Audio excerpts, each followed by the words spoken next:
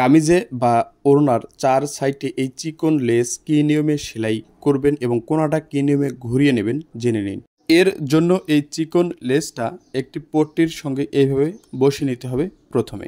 এরপর কামিজের সাইডে বা ওড়নার সাইডে বডির পার্টের সোজা দিকটা উপরের দিকে রেখে লেসটা এই নিয়মে বসিয়ে এক সমান করে একটি সেলাই দিয়ে নিতে হবে। একটা সাইড পুরোটা সেলাই করে নেওয়ার পর কাপড়টা এভাবে ভিতরের দিকে গুজিয়ে দিতে হবে।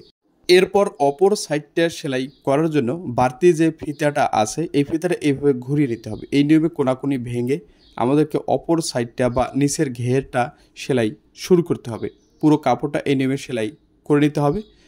এবার প্রথম সাইডটা তো আমরা ভিতরের দিকে গুজিয়ে দিয়েছি এবং পরবর্তী সাইডটাও ভিতরের দিকে গুজিয়ে দিলেই কোনাটা কিন্তু সুন্দর মতো বের হয়ে যাবে।